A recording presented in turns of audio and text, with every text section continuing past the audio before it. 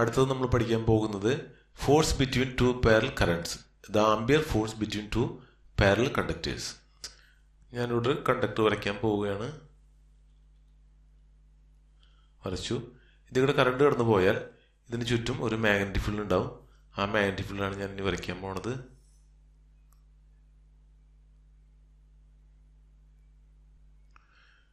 അപ്പോൾ നമ്മളിവിടെ കാണിച്ചിരിക്കുന്നത് ഇതിവിടെ കറണ്ട് കടന്നു പോകുന്നുണ്ട്. I1 എന്ന് പറയുന്ന കറണ്ടാണ് ഇതിവിടെ കടന്നു പോകുന്നത്. അപ്പോൾ അതിന് ചുറ്റുണ്ടാകുന്ന മാഗ്നറ്റിക് ഫീൽഡാണ് ഇവിടെ കാണിച്ചിരിക്കുന്നത്. അപ്പോൾ നമ്മൾ എന്ത് ചെയ്യുന്നു, വേറൊരു കണ്ടക്ടർ ഈ മാഗ്നറ്റിക് ഫീൽഡിൽ വയ്ക്കുകയാണ്. അപ്പോൾ ഞാനത് ആ മാഗ്നറ്റിക് ഫീൽഡാണ് ഇവിടെ വരയ്ക്കാൻ പോണത്. ഈ രണ്ട് കണ്ടക്ടേഴ്സും തമ്മിലുള്ള ദൂരമാണ് മാർക്ക് ചെയ്യാൻ പോണത്. അതിരിക്കുന്ന ഡിസ്റ്റൻസ് R ഡിസ്റ്റൻസിലാണ് ഈ രണ്ട് കണ്ടക്ടേഴ്സ് ഇരിക്കുന്നത്. അപ്പോൾ ഫസ്റ്റ് കണ്ടക്ടറിലൂടെ I1 കറണ്ട് കടന്നു പോകുന്നുണ്ട്. സെക്കൻഡ് കണ്ടക്ടറിലൂടെ കറണ്ട് പോകുന്ന കറണ്ട് I2 എന്ന കറണ്ടാണ് കടന്നു പോകുന്നത്. അപ്പോൾ അവിടെ നോക്കിയാൽ മനസ്സിലാക്കാൻ പറ്റും, ഫസ്റ്റ് കണ്ടക്ടറിലൂടെ കറണ്ട് കടന്നു പോയി ആ കറണ്ട് ഉണ്ടാകുന്ന മാഗ്നറ്റിക് ഫീൽഡിലാണ് സെക്കൻഡ് കണ്ടക്ടർ ഇരിക്കുന്നത്. അപ്പോൾ സെക്കൻഡ് കണ്ടക്ടറിൻ്റെ മേലെ ഒരു ഫോഴ്സ് ഉണ്ടാവും. അതെന്ന് പറയുന്നത് F=I×L×B എന്ന് പറയുന്ന ഒരു ഫോർമുല വെച്ച് നമുക്ക് കാണാൻ പറ്റും. ഇത് നമ്മൾ മുന്നേ ഡിറൈവ് ചെയ്തൊരു ഫോർമുലയാണ്. ഒരു കറണ്ട് ഏരിയ കണ്ടക്ടർ മാഗ്നറ്റിക് ഫീൽഡിൽ വെച്ച് കഴിഞ്ഞാൽ അവിടെ ഫോഴ്സ് ഉണ്ടാവും. ആ ഫോഴ്സ് കാണാനുള്ള ഫോർമുലയാണ് F=I×L×B. അപ്പോൾ ഇവിടെ നോക്കിയൊരു കാര്യം മനസ്സിലാക്കാൻ പറ്റും, ഫസ്റ്റ് കണ്ടക്ടർ ഉണ്ടാകുന്ന മാഗ്നറ്റിക് ഫീൽഡാണ്. ആ മാഗ്നറ്റിക് ഫീൽഡിൻ്റെ വാല്യൂ ആണ് ഞാൻ ഇവിടെ എഴുതുന്നത്. അവിടുത്തെ വാല്യൂ B1 ആണ്. ഇവിടെ B1 വാല്യൂ ഉള്ള ഒരു മാഗ്നറ്റിക് ഫീൽഡ് ഉണ്ട്. അതിൻ്റെ ഡയറക്ഷൻ എന്ന് പറയുന്നത് ഈ ഡയറക്ഷനിലായിരിക്കും ഉണ്ടാവുക. ഇതിൻ്റെ മേലെ ഇങ്ങനെയാണ് ആക്ട് ചെയ്യുന്നത്. അപ്പോൾ ഇവിടെ ഈ മാഗ്നറ്റിക് ഫീൽഡും ഈ കണ്ടക്ടറും തമ്മിൽ ഉണ്ടാക്കുന്ന ആംഗിൾ 90 ഡിഗ്രിയാണ്. അപ്പോൾ ഫസ്റ്റ് കണ്ടക്ടർ മാഗ്നറ്റിക് ഫീൽഡ് ഉണ്ടാക്കുന്നുണ്ട്. ആ മാഗ്നറ്റിക് ഫീൽഡിലാണ് സെക്കൻഡ് കണ്ടക്ടർ ഉണ്ടാക്കുന്നത്. അതിൻ്റെ ലെങ്ത്തും കറണ്ട് ഡയറക്ഷനും അവിടെ ഉണ്ടാക്കുന്ന മാഗ്നറ്റിക് ഫീൽഡ് ഡയറക്ഷൻ 90 ആണ്. അപ്പോൾ നമ്മളിവിടെ ഈ ഫോഴ്സ് കാണാം. ഇതിൻ്റെ സെക്കൻഡ് കണ്ടക്ടറിന് മേലെ ഉണ്ടാകുന്ന ഫോഴ്സ് കാണാൻ പറ്റും. അപ്പോൾ സെക്കൻഡ് കണ്ടക്ടറിന് മേലുള്ള ഫോഴ്സ് ഉണ്ട് ഞാൻ F2 എന്നാണ് എഴുതുന്നത്. കാരണം രണ്ട് കണ്ടക്ടർ ഉണ്ട്. അതിൽ ഫസ്റ്റ് കണ്ടക്ടർ ഉണ്ട്, സെക്കൻഡ് കണ്ടക്ടർ ഉണ്ട്. ഫസ്റ്റ് കണ്ടക്ടർ ഒരു മാഗ്നറ്റിക് ഫീൽഡ് ഉണ്ടാക്കുന്നുണ്ട്. അതിലാണ് സെക്കൻഡ് കണ്ടക്ടർ ഇരിക്കുന്നത്.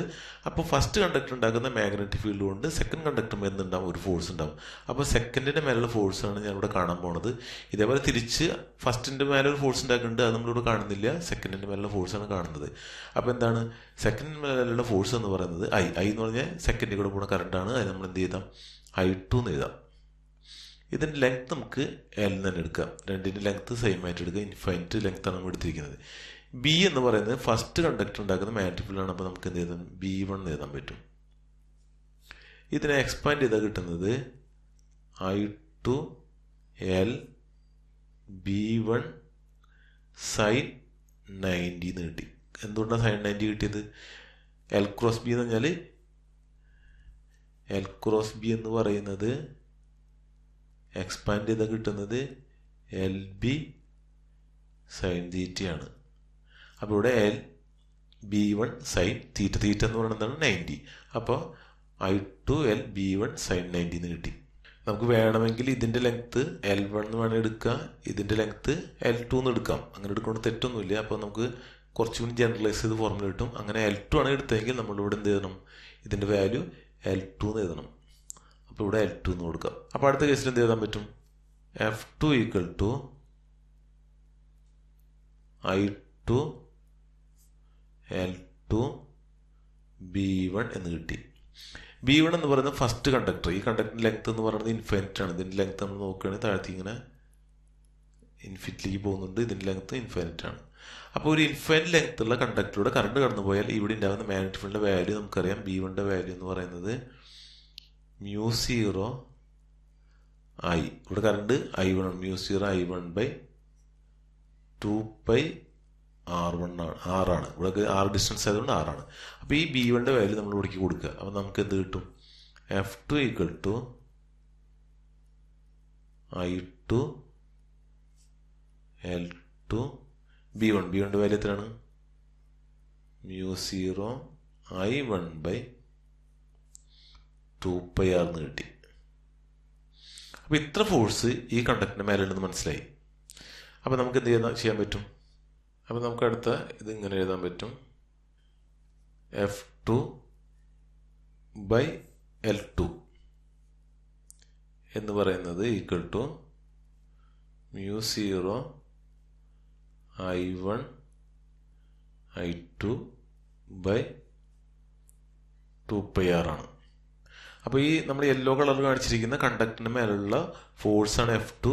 ആ ഫോഴ്സിനെ അതിൻ്റെ ലെങ്ത് കൊണ്ട് ഡിവൈഡ് ചെയ്ത് നമുക്ക് കിട്ടുന്നത് ഫോഴ്സ് പെർ യൂണിറ്റ് ലെങ്ത് ആണ്. Force per unit length small f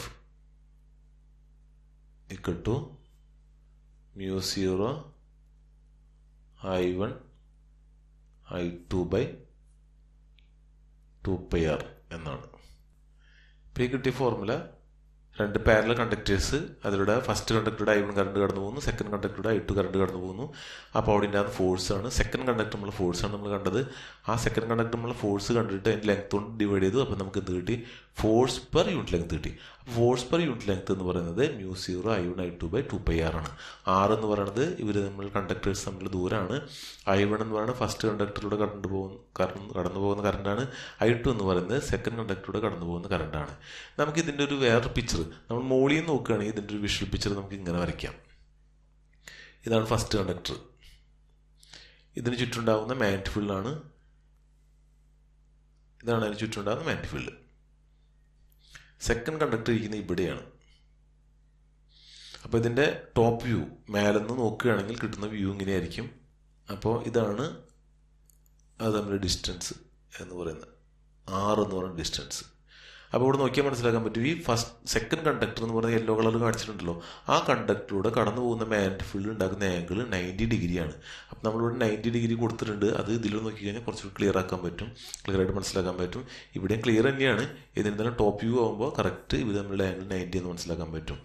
ഇപ്പോൾ ഇവിടെ ഡോട്ട് ഒരു യെല്ലോ കളർ കാണിച്ചിരിക്കുന്ന ഒരു വടി കുത്തി നിൽക്കുന്ന പോലെയാണ്, ഒരു പേപ്പറിൽ കുത്തി നിർത്തിയിരിക്കുന്ന പോലെയാണ് ഇത് കണ്ടക്ടർ നിൽക്കുന്നത്. ഇത് നിൽക്കുന്നതും അങ്ങനെ കുത്തി നിർത്തിയിരിക്കുന്നതാണ്.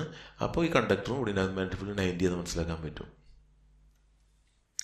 ഇവിടെ F എന്ന് പറയുന്നത് എന്താണ്? ഫോഴ്സ് പെർ യൂണിറ്റ് ലെങ്ത്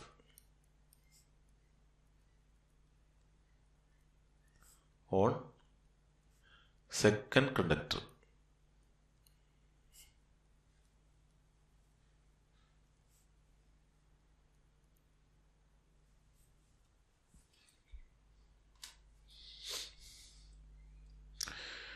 നമ്മൾ അടുത്ത് പഠിക്കാൻ പോണത് ആംബിയറിൻ്റെ ഡെഫിനിഷനാണ്. അപ്പോൾ ഇതിൻ്റെ മേലുള്ള ഫോഴ്സ് നമുക്ക് കിട്ടി. അത് ഫോഴ്സ് പെർ യൂണിറ്റ് ലെങ്ത് എന്ന് പറയുന്നത് F equal to μ0 I1 I2 by 2πr ആണ്. ഇപ്പം നമ്മൾ ഈ രണ്ട് കണ്ടക്ടേഴ്സിൽ ഉള്ള കറണ്ട് I1ൻ്റെ വാല്യൂ 1 ആയിട്ട് എടുക്കുക, 1 ആംബിയർ ആയിട്ട് എടുക്കുക.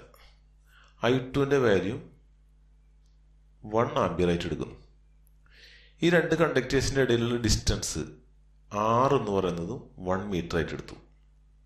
അങ്ങനെയാണെങ്കിൽ F എന്ന് പറയുന്നത് ഇപ്പം എത്ര കിട്ടി? F എന്ന് പറയുന്നത് μ0 ബൈ 2π എന്ന് കിട്ടി. μ0 ബൈ 2π എന്ന് പറയുന്നത് ഇപ്പം എന്താണ്? ഇതിൻ്റെ മേലുള്ള ഫോഴ്സാണ്. കണ്ടീഷൻ ഉണ്ട്, ഇതിൽ കൂടെ ഒഴുകുന്ന കറണ്ട് യൂണിറ്റ് കറണ്ട് ഒഴുകുന്നു, ഈ കണ്ടക്ടറിലൂടെ യൂണിറ്റ് കറണ്ട് ഒഴുകുന്നു. ഇവ തമ്മിലെ ഡിസ്റ്റൻസ് 1 മീറ്റർ ആണെങ്കിൽ ഇതിൻ്റെ മേലുള്ള ഫോഴ്സാണ് കിട്ടിയത്. ഇതിൻ്റെ വാല്യൂ എന്ന് പറയുന്നത് 2 × 10⁻⁻7 ന്യൂട്ടൺ പെർ മീറ്റർ ആണ്. അപ്പോൾ നമുക്ക് 1 ആംബിയർ കറണ്ട് ഒഴുകുമ്പോഴാണ് ഇത്ര ഫോഴ്സ് കിട്ടുന്നത്. അതായത് രണ്ട് കണ്ടക്ടേഴ്സ് നമ്മൾ എടുത്തു, ആ കണ്ടക്ടേഴ്സ് വാക്വത്തിൽ വെച്ചു, ആ കണ്ടക്ടേഴ്സ് ലെങ്ത് ഇൻഫൈനൈറ്റ് ആണ്. അപ്പോൾ ഇൻഫൈനൈറ്റ് ലെങ്ത്തുള്ള രണ്ട് കണ്ടക്ടേഴ്സ് വാക്വത്തിൽ 1 മീറ്ററിൽ വെച്ചാൽ അവിടെ ഉണ്ടാകുന്ന ഫോഴ്സ് 2 × 10⁻⁻7 ആണ്.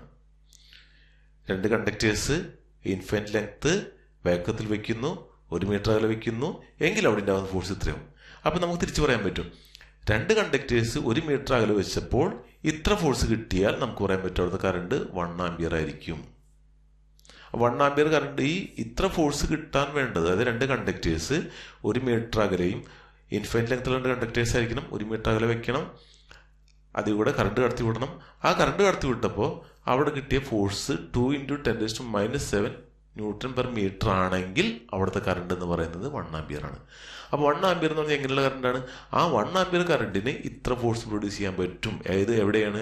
രണ്ട് conductors infinite length placed 1 metre apart in vacuum. അപ്പോൾ നമുക്ക് ഡെഫിനിഷൻ ഇങ്ങനെ ചെയ്യാം. 1 ആംപിയർ സച്ച് എ കറണ്ട്, അങ്ങനെയുള്ള കറണ്ടാണ്, which will produce a force of 2 × 10⁻⁻⁷ newton per metre. എവിടെയാണ്? Between 2 parallel conductors. എവിടെ വെച്ചിരിക്കുന്നത്? Placed in vacuum. എത്ര മീറ്റർ? 1 metre apart. അപ്പോൾ ഇത് ഇങ്ങനെ മനസ്സിലാക്കി പഠിച്ചു കഴിഞ്ഞാൽ നിങ്ങൾക്ക് എളുപ്പത്തിൽ ഓർത്ത് വയ്ക്കാൻ പറ്റും. അത് ഇത്രേ ഉള്ളൂ. 2 കണ്ടക്ടേഴ്സ് ഇൻഫൈനൈറ്റ് ലെങ്ത് വേഗത്തിൽ വെച്ചിരിക്കുന്നു, 1 മീറ്റർ അകലെ വെച്ചിരിക്കുന്നു.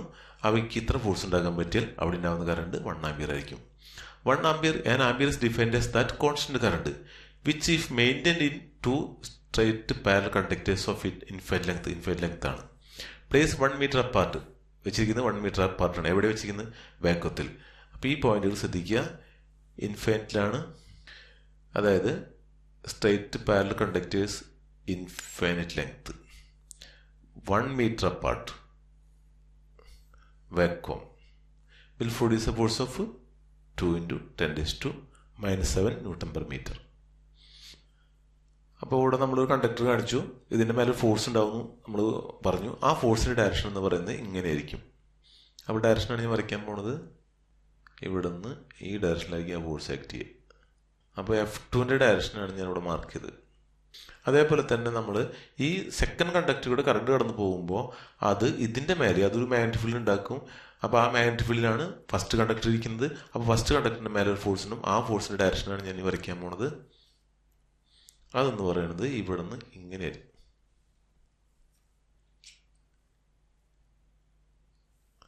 അതിൻ്റെ ഡയറക്ഷൻ എന്ന് പറയുന്നത് ഇങ്ങോട്ടായിരിക്കും. ഇതാണ് F1ൻ്റെ ഡയറക്ഷൻ. അപ്പോൾ F2 ഫസ്റ്റ് ലെങ്ത്തിലേക്ക് മൂവ് ചെയ്യും, ഫസ്റ്റ് കണ്ടക്ടറിൻ്റെ അടുത്തേക്ക് മൂവ് ചെയ്യും. ഫസ്റ്റ് കണ്ടക്ടർ സെക്കൻഡ് കണ്ടക്ടറിൻ്റെ അടുത്തേക്ക് പോകും. കണ്ടീഷൻ ഉണ്ട്, കറണ്ടുകൾ സെയിം ഡയറക്ഷൻ.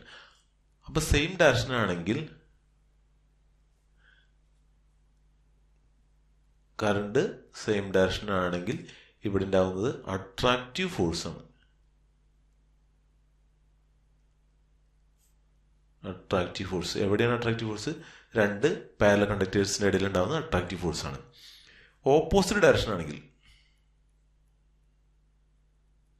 അതായത് ഒരു കറണ്ട് മുകളിലേക്കും മറ്റു കറണ്ട് താഴത്തേക്കാണെങ്കിൽ, ഓപ്പോസിറ്റ് ഡയറക്ഷൻ ആണെങ്കിൽ ഇവ തമ്മിലുണ്ടാകുന്ന റിപ്പൽസീവ് ഫോഴ്സാണ് ഉണ്ടാവുക.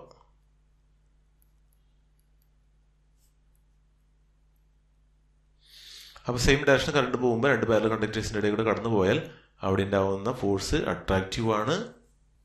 അതേസമയത്ത് അവ ഓപ്പോസിറ്റ് ഡയറക്ഷനാണ് പോകുന്നതെങ്കിൽ അവിടെ ഉണ്ടാകുന്ന കറണ്ട്, അവിടെ ഉണ്ടാകുന്ന ഫോഴ്സ് റിപ്പൽസീവ് ആണ്.